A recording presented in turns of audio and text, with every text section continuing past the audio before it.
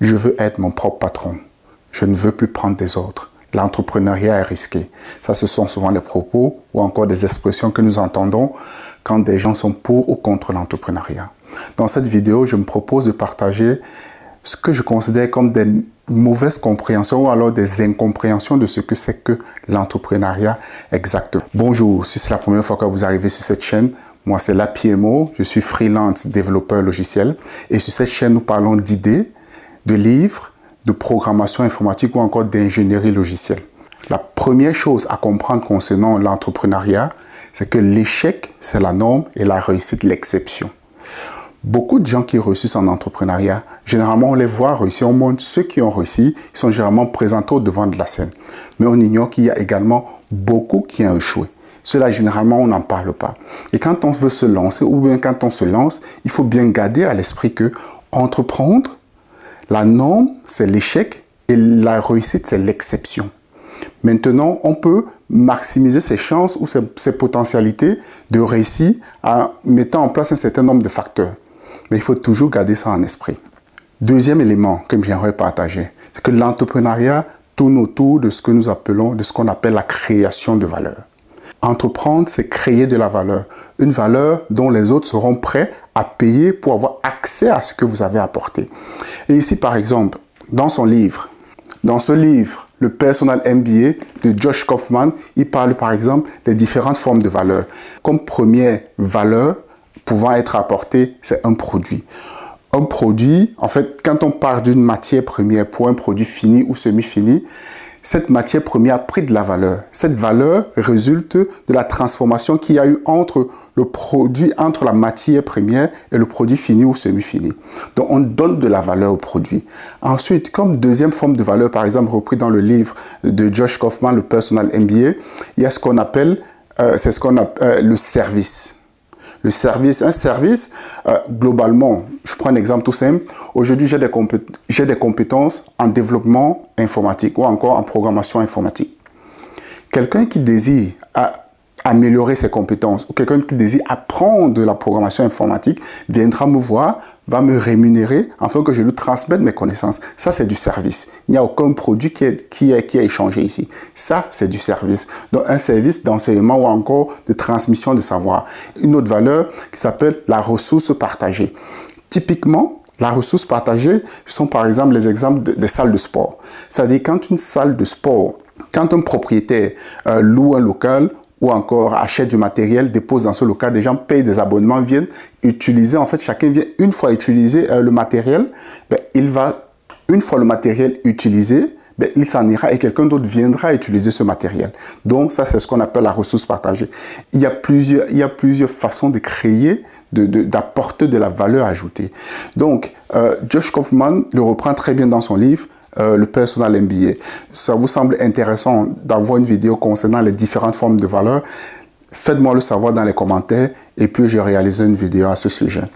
Ensuite, le troisième élément, je pense qu'il faut bien garder à l'esprit.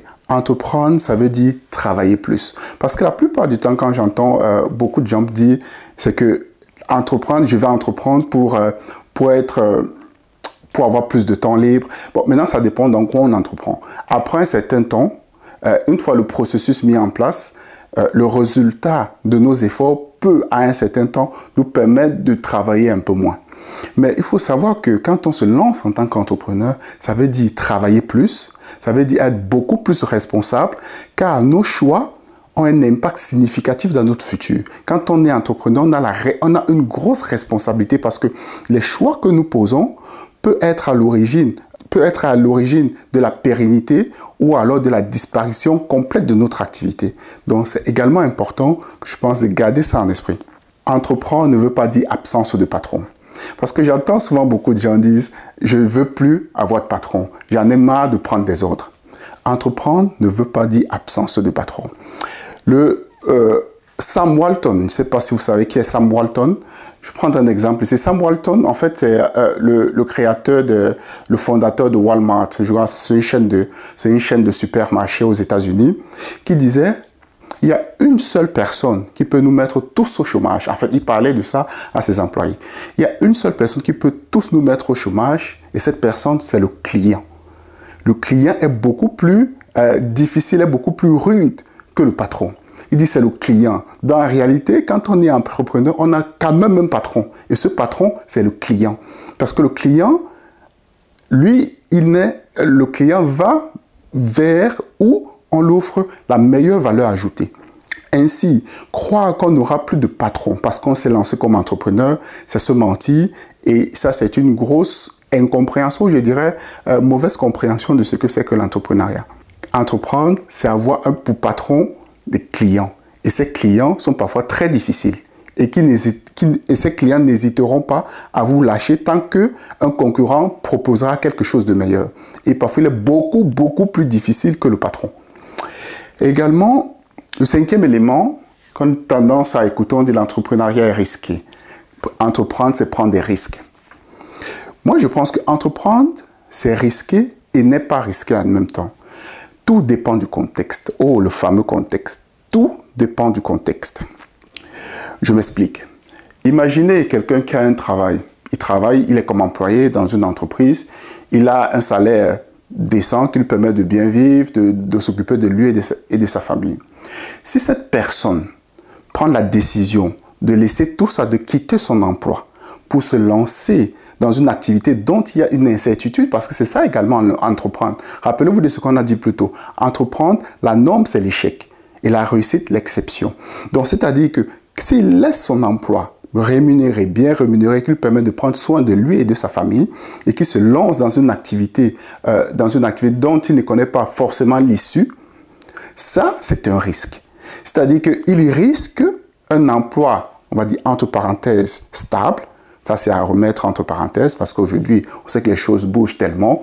On ne peut pas être son emploi demain ou après-demain. Bon, bref, ça, c'est un autre débat. C'est-à-dire il sacrifie globalement son emploi qu'il permet à l'instant de prendre soin de lui et de sa famille pour une activité dont il n'a pas la certitude, une certitude de réussite. Ça, c'est un risque. Tant pour considérer comme un risque. Par contre, quelqu'un qui n'a pas d'emploi, quelqu'un qui n'a encore rien, qui n'a pas d'emploi, qui est au chômage, est-ce que entreprendre à ce moment-là, c'est un risque? Donc, je pense qu'il faut bien penser en termes de contexte. Évidemment, nous arrivons aussi au fin de cette vidéo. Si vous avez aimé, abonnez-vous et laissez un like. Et dites-moi ce que vous en pensez dans les commentaires concernant ce que j'ai partagé autour des mauvaises compréhensions ou des incompréhensions concernant l'entrepreneuriat. Moi, c'est la PMO. Merci d'avoir regardé cette vidéo et à très bientôt.